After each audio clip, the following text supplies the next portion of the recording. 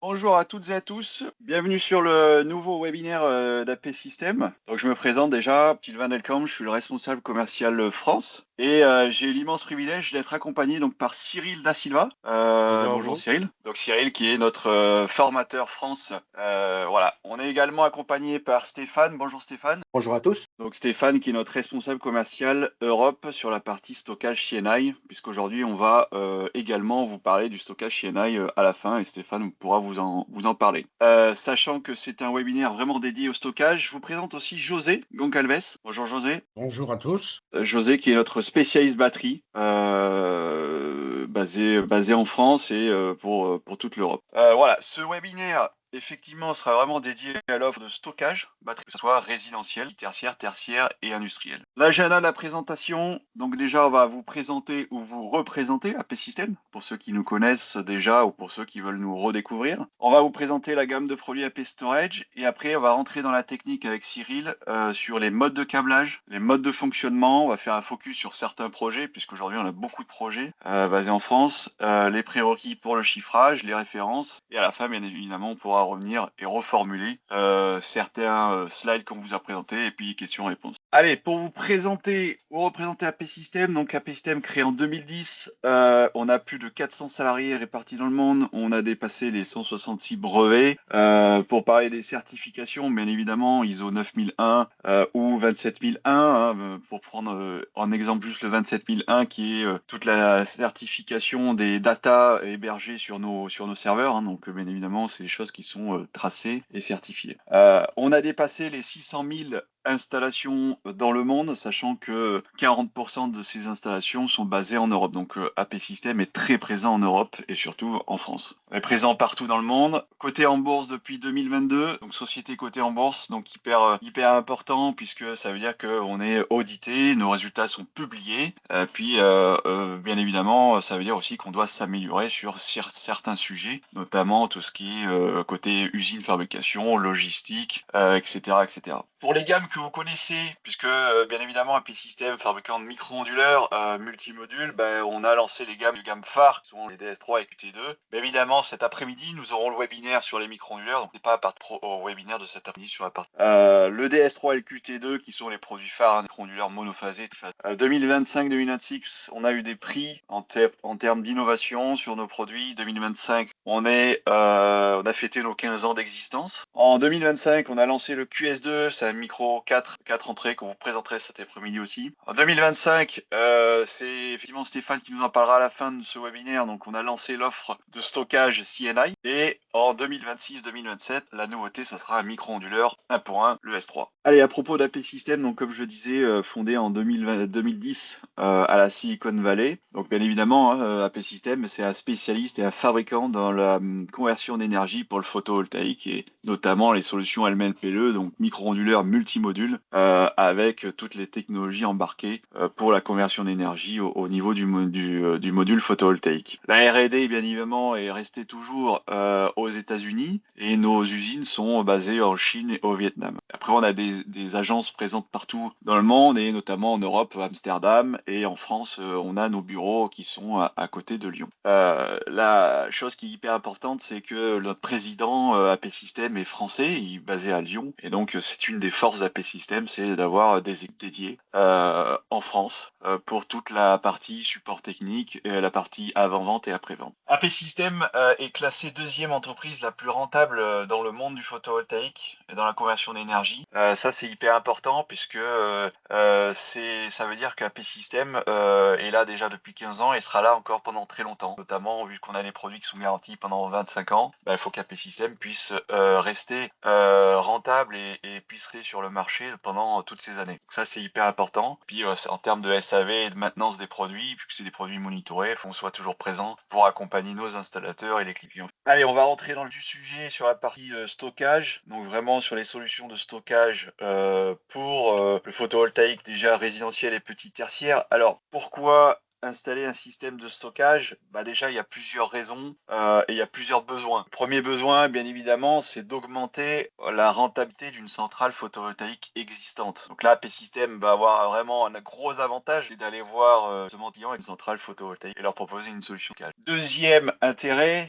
forcément, c'est d'augmenter l'autoconsommation. Bien évidemment, on est aujourd'hui sur des prix de revente EDF-OA qui sont très très faibles, donc le but c'est de se passer de la revente sur le réseau et d'aller chercher l'autoconsommation, lisser l'autoconsommation sur une centrale photovoltaïque et sur une installation. Ça rejoint un petit peu ce troisième besoin, c'est être indépendant du réseau et du fournisseur d'électricité. Donc le but c'est de se passer de son fournisseur d'électricité, donc de réduire les factures d'électricité. Ça c'est le troisième gros besoin, et d'être indépendant du réseau, bien évidemment. Et ça rejoint un petit peu l'indépendance vis-à-vis du réseau, donc c'est sécuriser les besoins énergétiques, c'est éventuellement d'avoir des solutions de backup. On verra tout à l'heure avec Cyril, donc être indépendant du réseau s'il y a des coupures réseau.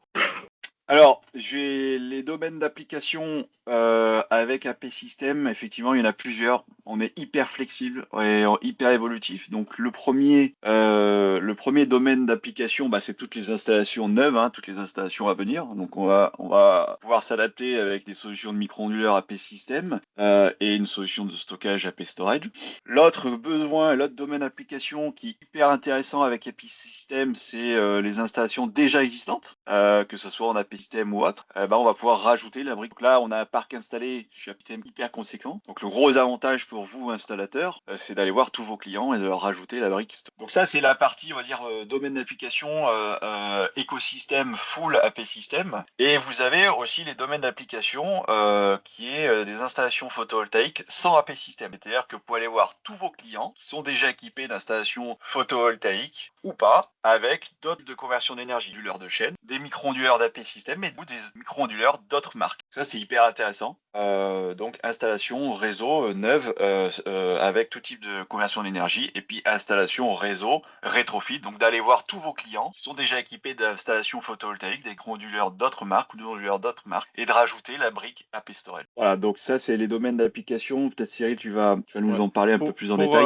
Pour un peu résumer et éclaircir un peu ces propos, notre solution de stockage, elle peut donc être proposée sur une installation neuve. Donc, vous avez de base un projet PV à installer. On peut directement coupler le système pour proposer à votre client une optimisation de l'autoconsommation. Comme Sylvain l'a évoqué, vous pouvez aussi aller revoir vos anciens clients qui sont installés en AP System et leur proposer de la même chose, d'augmenter leur autoconsommation. Parce qu'à ce jour, je pense que tout le monde cherche à réduire son achat d'électricité sur le réseau. Donc, c'est une solution simple à mettre en place, et vous gardez qu'une seule application. Ou on va avoir aussi la possibilité d'aller se coupler à des installations multimarques. Vous pouvez avoir des clients qui vont avoir une vieille installation qui est en revente, qui va changer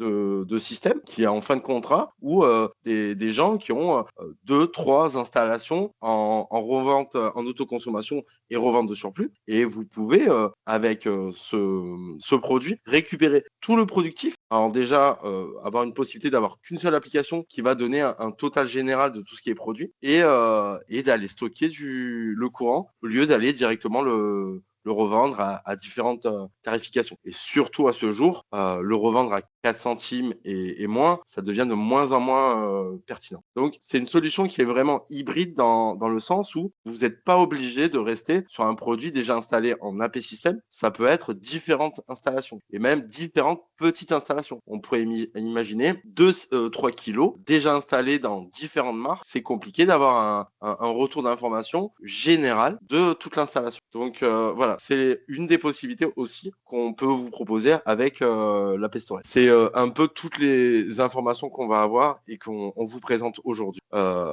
Et de là, on peut aussi aller travailler sur du mode secouru, même avec des installations existantes, surtout si vous rajoutez en plus des micro-onduleurs AP System qui pourront être directement sur une ligne secouru. Donc, augmenter la sécurité électrique de l'habitation et de la dépendance au réseau extérieur. Là, juste pour vous donner un exemple un peu simple, donc vous voyez un peu toutes les possibilités. Donc la priorité, ça sera toujours l'autoconsommation de l'habitation, des besoins de votre client. Après, ça sera du stockage en DC sur des batteries qu'on peut cumuler pour avoir un volume de stockage plus ou moins important. Et on peut aussi anticiper des problématiques d'électrification de la zone par différents modes de charge. Je te laisse la main, Sylvain. Oui, alors merci Cyril. Effectivement, alors aujourd'hui, les solutions de stockage, nous aujourd'hui qu'on les appelle couplées AC, hein, donc c'est ce qui permet justement de ce que vient de dire Cyril, c'est de pouvoir s'adapter à tout type d'installation. Donc c'est vraiment ces avantages-là, c'est qu'on travaille que en AC, d'accord, que ce soit en monophasé ou en triphasé, et c'est ça qui permet, c'est cette technologie-là qui permet justement de s'adapter à toutes les installations. Alors ça peut être raccordé au réseau, comme l'a dit Cyril, on peut très bien raccorder des micro-onduleurs directement sur ce système-là pour faire du hors réseau. On peut mailler les deux, faire du hors réseau, du réseau et du backup aussi intégré. Ce système couplé AC permet cette flexibilité-là. Donc c'est effectivement pour des installations neuves ou rétrofit. Ce qui est intéressant aussi d'être en couplé AC, c'est qu'on a un parc batterie qui est en bas voltage, donc on est inférieur à 60 volts sur les batteries. Ça c'est hyper intéressant en termes de sécurité. Le backup est inclus, vous verrez avec Thierry tout à l'heure sur le câblage, donc tout est inclus, il n'y a pas d'option supplémentaire à acheter ou à câbler. Donc c'est-à-dire que vous pouvez très bien plus tard le câbler en fonction des besoins clients. Très peu d'accessoires supplémentaires et c'est intégré, alors si vous avez un full écosystème AP System, c'est intégré dans le monitoring AP System. Et après vous avez des modes de fonctionnement qu'on verra tout à l'heure. Alors la première chose déjà quand vous allez voir vos clients, la première question à savoir c'est le type d'installation, donc le type d'installation sur le réseau électrique. Donc est-ce que c'est du monophasé ou du triphasé? Donc là on a un chargeur onduleur soit en monophasé ELS 5K, soit en triphasé EL. La deuxième question et la deuxième chose, c'est effectivement de savoir la consommation du logement. Alors il y a effectivement dans le chiffrage, je reviens un peu sur cela, hein, sur le chiffrage de solution de stockage, il y a bien évidemment deux questions à se poser auprès du client, c'est savoir est-ce qu'il a suffisamment de production solaire, est-ce qu'il a suffisamment de surplus solaire, puisqu'une solution de stockage couplée AC, c'est bien évidemment récupérer le surplus solaire. Donc ça c'est une des questions aussi à poser lorsque vous allez dimensionner une solution de stockage. Et la deuxième question, effectivement, c'est les consommations électriques du logement, pour pouvoir derrière déterminer le nombre de batteries. En termes de batterie, vous avez, nous on a 2 références de batterie et on peut aller de 1 à 32 batteries sur chaque solution, chaque chargeur onduleur AP System. Et donc ça veut dire qu'on peut aller sur une 5 kWh jusqu'à 160 kWh de capacité batterie. Et sur la deuxième référence, on peut aller jusqu'à 327 kWh de batterie. Donc sur le choix d'une solution complète, à chaque fois, effectivement, on va demander donc si c'est du monophasé ou du triphasé. Donc en monophasé, on a le chargeur onduleur, qui est un peu le cerveau du stockage. Vous allez voir bien évidemment un coffret de protection de votre ligne EDC, conforme consuel, on va vous présenter tout à l'heure. Et après, vous choisissez votre batterie de 1 à 32 batteries. Sur la partie triphasé, c'est exactement la même démarche. Donc le chargeur onduleur triphasé, votre coffret de protection pour la partie votre ligne EDC, et vous choisissez votre batterie de 1 à 32 batteries. Sur les modèles de chargeurs onduleurs mono et triphasé, vous avez le LS5K qui fait donc 5000 VA en charge-décharge, et vous avez le LT12K qui fait 12 000 VA en charge-décharge, et vous avez 4000 VA par phase. En monophasé donc et en triphasé, comme je disais, jusqu'à 32 batteries raccordées sur ces chargeurs onduleurs. C'est lui qui va gérer les batteries, donc grâce au BMS, il va gérer et contrôler l'état des batteries. L'isolation galvanique est inclus directement côté AC, quand on a des certificats qu'on peut vous délivrer pour le consuel. C'est lui qui va gérer les modes de fonctionnement du client final, qu'on va vous présenter après. Vous avez un backup qui est inclus directement dedans, et vous avez des rendements qui sont proches des 97%. 100%. C'est intégré directement dans le système EMA Manager et EMA App. C'est des solutions, c'est des produits que vous allez fixer uniquement au niveau mural parce que le câblage va se faire par le dessous, par les presses et tout. Il y a de la ventilation naturelle pour le monophasé et de la ventilation mécanique pour le triphasé. Et ce sont des produits IP65 que vous allez éventuellement, soit du point de vue assurantiel et normatif, soit l'intégrer à l'intérieur du logement ou dans une partie du logement, ou éventuellement vous pouvez le faire à l'extérieur. Et c'est des produits qui sont garantis 10 ans. Sur les batteries, vous avez deux références de batterie, une 5 kWh et une 10 kWh. Ce sont des références que nous avons sorties courant 2025. C'est une technologie LFP. Donc, si vous voulez, s'il y a des questions dans ce sens-là, on pourra y répondre. Hein. Donc c'est la technologie lithium fer phosphate dernière génération. Chose hyper importante, c'est des cellules KTL, gage de qualité en termes d'assemblage et de produits. Et ça peut bien évidemment aller charger des températures externes de moins 5 degrés. Ça, c'est forcément des choses qui sont hyper importantes puisque la technologie LFP a ses contraintes, ça va être les températures. Comme on le disait, on peut câbler jusqu'à 32 unités en parallèle, le câblage parallèle. L'installation est relativement très, très facile. IP65, pareil, d'un point de vue assurantiel ou normatif, soit installation en intérieur comme en extérieur. Et toute la partie surveillance à distance se fait avec le monitoring. Et les mises à jour automatiques se font aussi grâce au monitoring. Voilà, je te laisse la main, Cyril, pour la partie norme de stockage batterie. À ton micro coupé, Cyril. Pardon. Pour revenir sur le changement la question par rapport au changement de type de batterie, il y a plein de facteurs. Premièrement, ça a été une question de tarification. On l'a proposé un peu cher. Du moins, les installateurs le trouvaient que le prix était un peu cher. Et deuxièmement, on avait surtout un gros souci de mise en place. Ces batteries avaient besoin de connecter des terminators. Je crois qu'on a perdu la connexion avec Cyril. On reviendra sur la question des pertes de stockage ACDC. Si on t'a retrouvé, Cyril. J'ai répondu. Très bien. On va passer. Passons sur Ouais. la partie normatif et on reviendra sur cette section à la fin. Ok. Donc, le système est conforme à la NF C1500. Le LS dispose d'une isolation galvanique, donc ça va vous dispenser de type B pour le côté réseau. Ça va vous dispenser de la terre sur la batterie. Voilà, c'est déjà une notion quand même assez importante et intéressante parce qu'un interdit type B, ça a un sacré coût. Le système est installable en intérieur comme en extérieur. En extérieur, on va vous préconiser de quand même protéger des UV le matériel, qui est quand même, comme tout produit électrique, c'est mieux de protéger tous que ça soit les câbles et le LS, le LT et les batteries des rayons UV.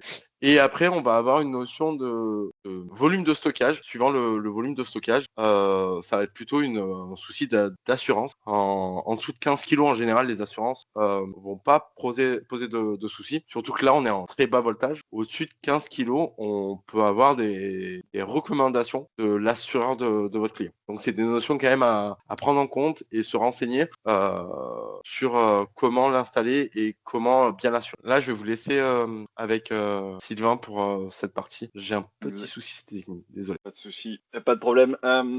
Alors, concernant les différents, on va présenter, on va dire, les différents types d'installations qu'on pourrait retrouver en fait sur le terrain, que ce soit donc des installations rétrofit, des installations neuves, ou même éventuellement des installations hors réseau, ou une partie des installations hors réseau. Alors, le cas de figure qu'on retrouve forcément le plus souvent, c'est une installation en autoconsommation et on rajoute la brique de stockage. Donc, c'est-à-dire que vous avez une installation avec des micro-onduleurs déjà raccordés au réseau, donc on fait déjà de l'autoconsommation avec la centrale photovoltaïque. Et bien évidemment, en déterminant le productible et le surplus solaire, on va prendre tout ce surplus solaire pour aller charger les batteries. Et ça va nous permettre de gagner en autoconsommation grâce à cela. Donc ça peut être un synoptique, ça peut être, on va dire, une installation, que ça soit neuve ou rétrofit. Donc ça, c'est un câblage qui est relativement classique, donc tout est raccordé au réseau. L'autre cas de figure, ça pourrait être effectivement une installation neuve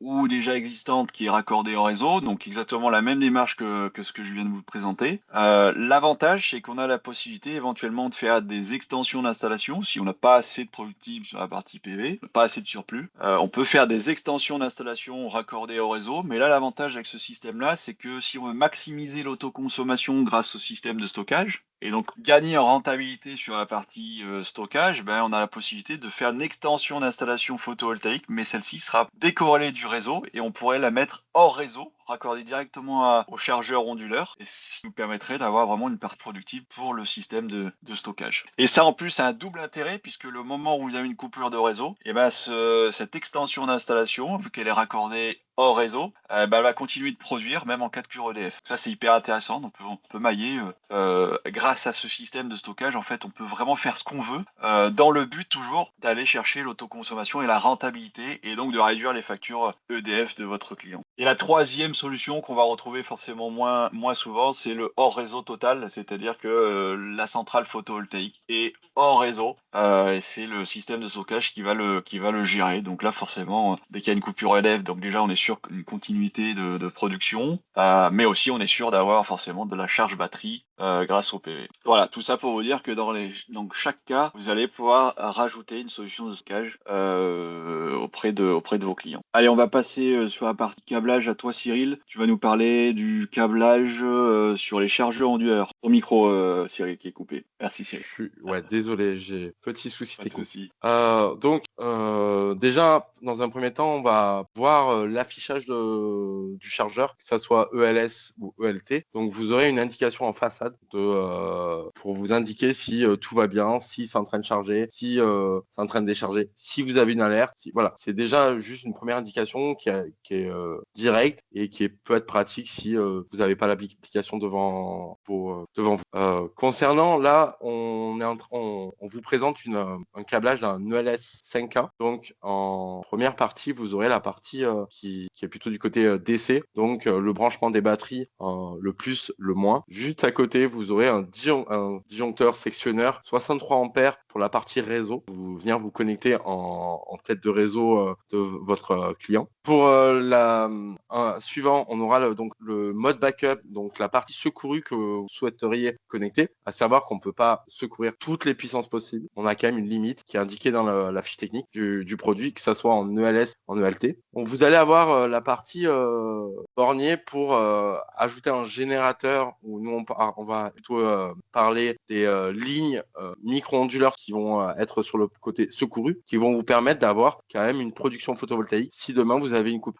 Pareil, on ne peut pas mettre toutes les puissances, ça va être quand même limité sur un ELS, ça sera essentiellement un 3 kg à brancher maximum pour cette partie pour pas avoir une surtension. Après, on va avoir le mode ATS qui est pas encore bien, on est encore en travail sur la normalisation en France, qui est très bien utilisé sur d'autres pays.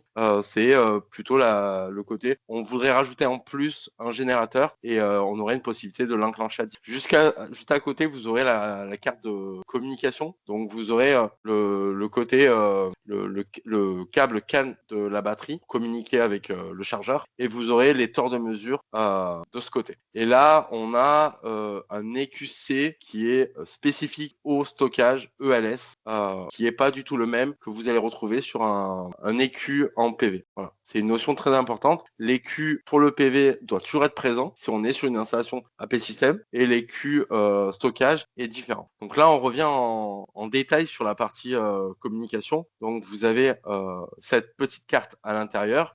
La batterie sera connectée ici et les torts de mesure ici. Donc bien le PV sur ce connecteur et le réseau de ce côté. Et deuxième chose importante, faites attention au sens des torts. Ils doivent toujours être dans le sens courant.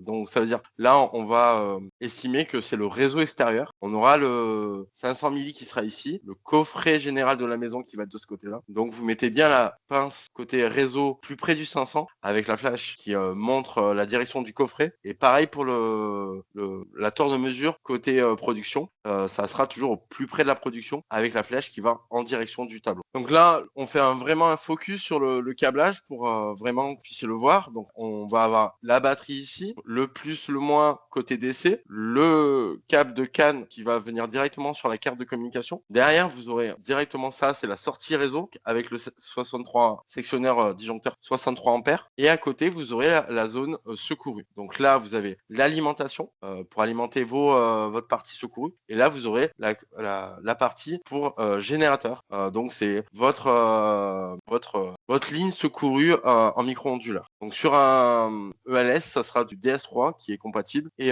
sur un ELT, ça sera EQT2 essentiellement. Donc là, on va parler d'un câblage pour un ELT 12, donc une installation en tri. Donc on va toujours partir sur votre gauche, ça sera toujours le DC. Là, vous aurez donc une grosse carte verte qui sera essentiellement pour la communication et l'alimentation qui sera donc le DC, toute la communication. Donc vous avez le CAN pour communiquer avec la batterie et les torts de mesure. Et là, vous avez le réseau habituel, tête de réseau de votre installation et les parties secours. Donc là, petit focus, vous avez bien le DC en détail, les torts de mesure. Vous aurez un câble CAN pour communiquer avec la batterie. Et là, donc, comme vous voyez dans le détail, le réseau, le générateur et la partie off-grid. Donc là, petit focus au niveau des torts de mesure. Donc vous aurez côté PV, côté consommation. Sur ce schéma, juste pour rajouter des informations, on va considérer toujours que le coffret du client est de ce côté. Donc ici, c'est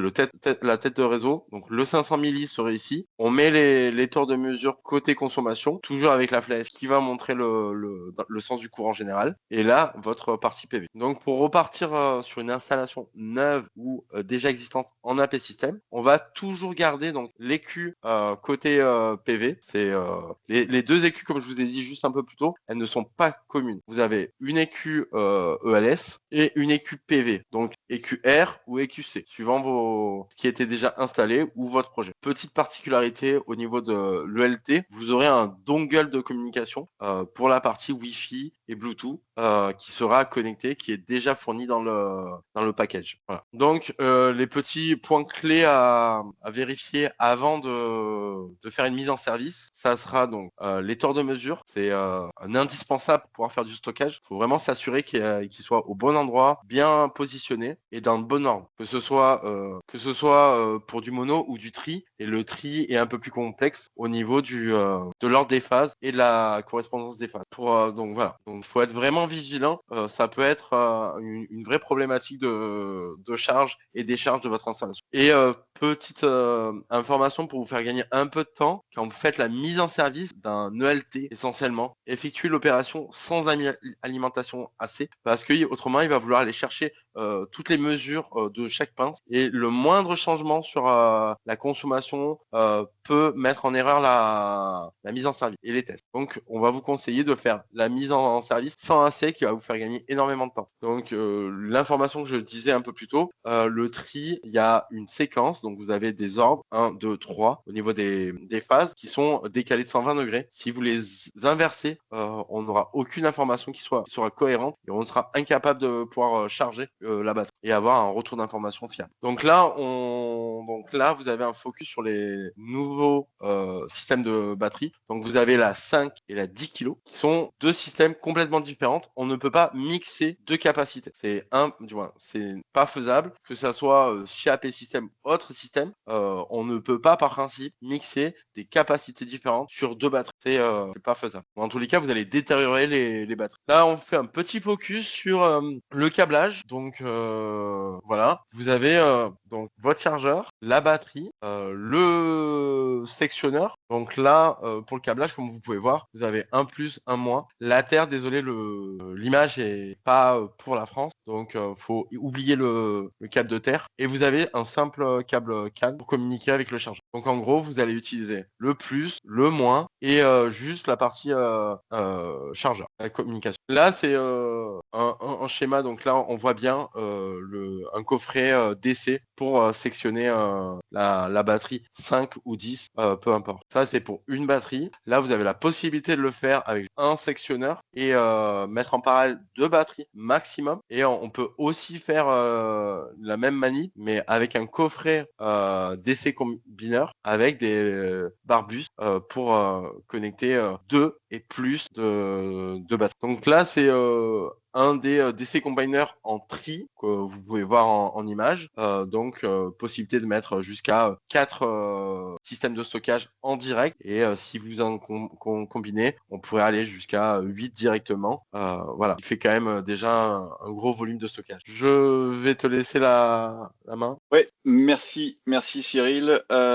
Allez, merci. Maintenant, on va passer sur une fois qu'on a vu toute la partie choix des produits, dimensionnement, référencement récupération des besoins clients et toute la partie câblage et mise en service. Vous avez les modes de fonctionnement. Donc ça, c'est lié à l'application du client final, donc Emma App, qui est disponible pour l'utilisateur final. Disponible d'ailleurs sur iOS ou Android. Le premier mode qui est disponible, c'est le mode secouru. Donc comme je l'ai vu sur certaines questions, ce mode secouru, il est possible si jamais on veut aller charger les batteries à 100%, donc d'être sûr d'avoir une capacité batterie à 100% en cas de coupure EDF. Que ça soit une installation qui soit totalement raccordée au réseau, que ce soit une installation PV raccordée au réseau et aussi au hors réseau ou hors réseau.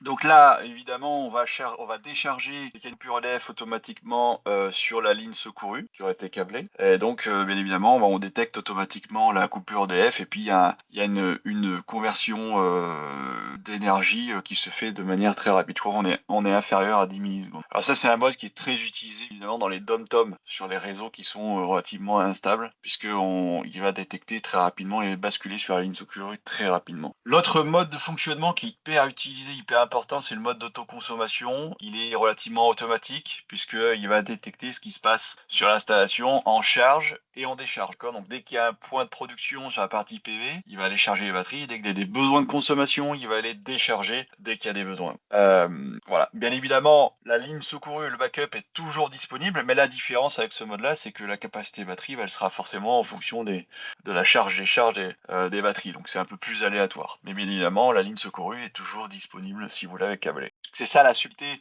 je pense, pour la compréhension, c'est que nous, notre mode backup, il est toujours raccordé, mais effectivement, en fonction du mode fonctionnement, eh ben, vous aurez une capacité de batterie qui sera plus ou moins importante. Si vous voulez vraiment être sûr d'avoir une quantité de service sur la partie PV, bien évidemment, comme le disait Cyril, il faudra câbler une partie de votre installation PV sur l'entrée off-grid. Vous avez un troisième mode autoconsommation qui lui est un peu un mode autoconsommation avancé, c'est-à-dire qu'avec celui-là, on va pouvoir paramétrer les horaires de charge et de décharge. C'est-à-dire que par exemple, on pourrait paramétrer des horaires le matin, de telle heure à telle heure, je veux charger. Alors bien évidemment, il reste totalement automatique, il n'est pas bête et méchant. Dans cet horaire de 10h à 11h, vous avez paramétré une charge forcée. Bien évidemment, s'il y a un besoin de consommation, il va aller décharger. D'accord ? Mais on va plutôt lui donner en fait une consigne forcée d'aller charger dans telle ou telle heure. Ça peut être par exemple des clients qui ont des contrats particuliers. Alors ça pourrait être un contrat d'heure creuse, heure pleine si vous le chargez grâce au réseau. Ou alors s'ils ont des contrats tempo, par exemple, pour aller charger plus ou moins en fonction des horaires, en fonction des habitudes clients, etc. Effectivement, il s'adapte beaucoup plus à les contrats, on va dire, partis. On a un 4 mode qui va arriver prochainement en France, qui n'est pas disponible, puisque aujourd'hui, on est plutôt sur des tarifs électricité basique, heure creuse, tempo ou autres, qui sont... Et donc, effectivement, ce mode-là sera plutôt disponible dès qu'on aura des tarifs dynamiques, qui sont des tarifs qui sont plutôt aujourd'hui présents dans d'autres pays, hein, notamment en Allemagne ou dans d'autres pays. Alors, je sais pas si tu peux nous en dire un mot, toi Cyril, qui connais plus cette fonctionnalité-là. Alors, je sais pas pour ceux qui ont déjà entendu parler du marché étranger, l'Allemagne, les Pays-Bas, ils ont des tarifications qu'on appelle dynamiques. Ça veut dire que en fonction de l'heure du jour, tous les jours, ils ont des tarifs qui changent, qui évoluent. On peut commencer la journée avec un tarif à 40 centimes et à 19h être à un tarif à 1,20 €, 1,30 €. Voilà, c'est des choses qui peuvent arriver sur le marché français. Il y a même un fournisseur d'électricité allemand qui arrive sur le marché français pour proposer des tarifs dynamiques. Donc, faut imaginer que potentiellement, dans quelques années, on pourrait être comme les Allemands avec des tarifs dans la même journée qui peuvent passer de 40 centimes à 3 fois. Voilà. Donc, la notion de stockage peut être vraiment une notion très importante qui nous permettrait de charger ou le PV ou sur des horaires les plus intéressants et de pas du tout aller chercher de l'électricité sur le réseau à des moments critiques où la tarification est trop élevée. Voilà. Merci Cyril.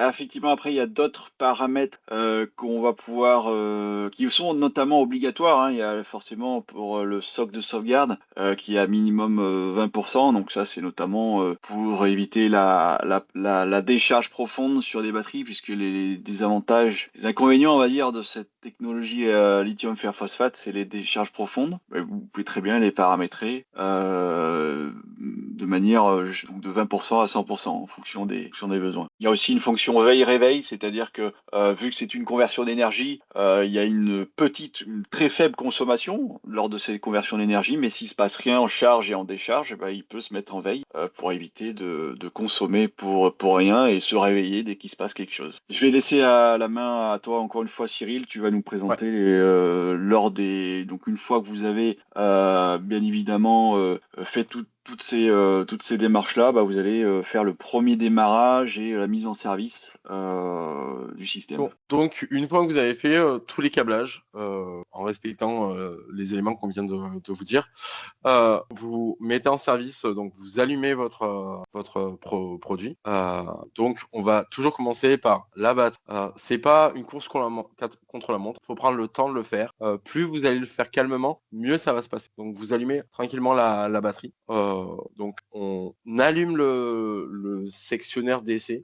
On allume le ELS ou le ELT. Suivant, si on est sur un ELS, on va pouvoir allumer le AC. Et si vous êtes sur un ELT, nous on va vous conseiller de rester comme ça et pas allumer le AC pour faciliter la mise en service. Donc voilà, c'est vraiment prendre le temps de le faire dans cet ordre. C'est important de le faire et sans mélanger les étapes. Et l'étape vraiment importante qui peut être un peu oubliée, c'est que dès que vous allumez le DC, vous allez avoir le bouton qui se trouvera sur votre gauche qui va potentiellement s'allumer. Qui veut pas dire que votre ELS est en fonctionnement. Il faut vraiment veiller que votre interrupteur soit pas affleurant. Il faut qu'il soit appuyé. C'est vraiment un élément important. Le voyant se met en veille dès qu'il a une source d'alimentation. En vert, dès qu'il a une source d'alimentation. Ce qui veut pas dire que vous avez allumé le système. Voilà. Et après, vous avez l'accès à l'application manager en accès local pour aller effectuer le paramètre. Donc, vous rentrez en accès local, vous sélectionnez AP Storage, vous faites une connexion à votre système de stockage, vous passez l'étape donc en accès local et derrière, vous allez avoir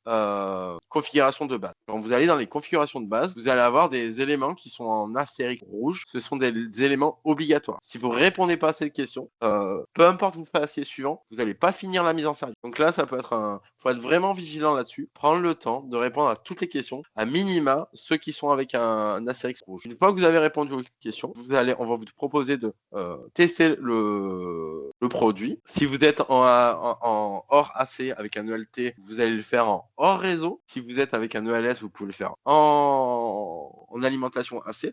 Et si vous prenez le temps, vous allez vraiment finaliser en un maximum un quart d'heure. Voilà. Et dans ces étapes de configuration de base, si vous êtes sur une installation existante en stockage AP System ou que vous venez juste de le créer, vous allez avoir la possibilité de rajouter le numéro de l'écu existant pour la partie PV et qui va vous permettre de synchroniser les deux installations sur le serveur. Donc, d'avoir qu'une seule application qui vous donne l'interface des deux produits, qui vous donnera une interface sur mobile de ce type. Donc, vous avez le système de batterie, le PV et le réseau et la consommation de la maison. Et là, vous avez l'interface sur PC qui vous donnerait à peu près ce schéma-là.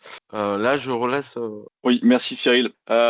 Effectivement, alors pour se faire un focus sur un projet, on a fait vraiment un super projet résidentiel. Donc là, on a un installateur, donc Mayer Elec, hein, sur du côté de la Nouvelle-Aquitaine. Donc lui, il avait un 30 kWh sur la partie PV et il a décidé de rajouter 15 kWh de stockage pour justement maximiser l'installation. Sur la partie toiture, il avait des micro-onduleurs DS3 et il a rajouté effectivement 3 batteries de 5 kWh. Le but c'était vraiment grâce à ce système-là d'aller chercher l'autoconsommation et aller la chercher jusqu'à si effectivement il y a tous les besoins et toutes les choses sont bien réunies, on peut aller chercher des taux d'autoconsommation très élevés, hein, on peut aller jusqu'à 80% et plus, en utilisant notamment l'entrée au grid ou en ayant un maximum de productibles. Donc effectivement aujourd'hui l'offre d'AP System elle est très portée par nos installateurs en France. On recense quand même grâce nous à notre monitoring plus de 2000 installations en France et on a d'autres pays qui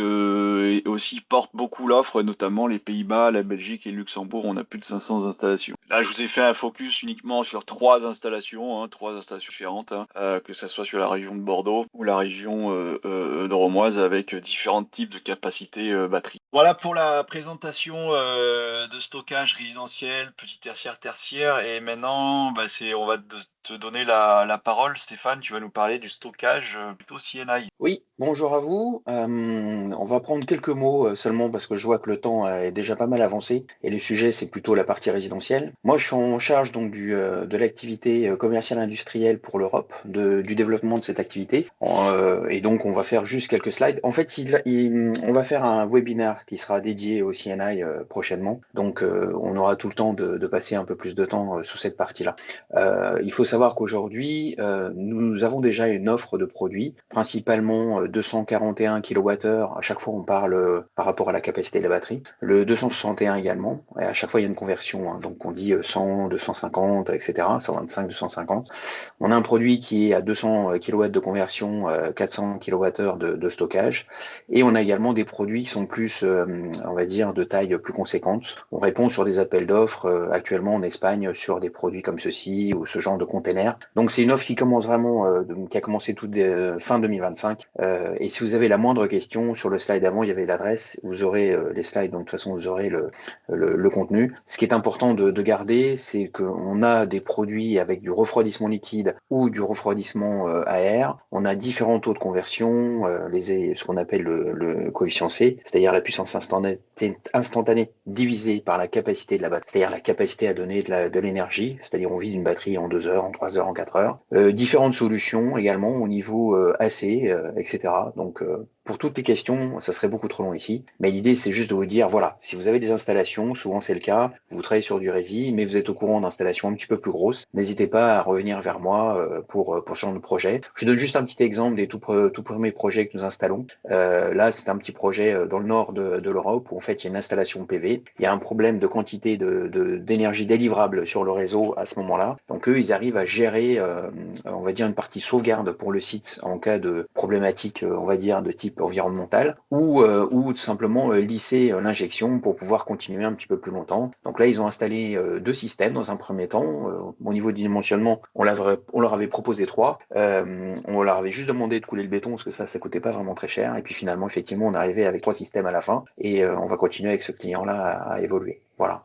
Donc, encore une fois, si on revient sur la page avant, il y a une adresse mail. Vous avez également un site internet qui est sur notre site internet, une page dédiée sur l'offre CNI. Et là, vous avez un questionnaire en bas et vous pouvez répondre. Ça arrivera directement dans la messagerie. Et moi, je pourrai orienter ou commencer à répondre avec vous. Voilà. À vous. Super. Merci Stéphane, merci pour cette présentation. Merci. Effectivement, n'hésitez pas à le consulter ou nous consulter, nous contacter pour toute cette offre CNI. Allez, on va bientôt clôturer préparer le webinaire. Déjà, pour conclure, pour présenter déjà tous les outils et documents qui sont accessibles à vous. Donc, vous pouvez déjà, sur notre chaîne YouTube, aller voir nos anciens webinaires. Et celui-ci sera aussi disponible en replay sur YouTube. Donc, n'hésitez pas à les revisionner. Sachant qu'on fera d'autres webinaires tout en ajoutant des nouvelles informations et des nouveaux contenus. Le centre documentaire, n'hésitez pas à aller sur notre site internet. On a une base documentaire avec toutes les datasheets, les manuels d'installation, que ce soit rapide, complet, les certifications, hein, notamment s'il y a besoin si je prends que cet exemple, mais s'il y a besoin de remplir le consuel, vous avez notre certificat qui atteste de l'isolation galvanique côté AC et DC, etc., etc. Et puis notre chaîne YouTube où vous avez plein de contenus pour vous aider à la vente et à la mise en œuvre des solutions locales. N'hésitez pas à les regarder. Merci en tout cas pour votre attention. Merci à vous quatre. Merci à toi Cyril, à Stéphane. Et puis on est là aussi. Si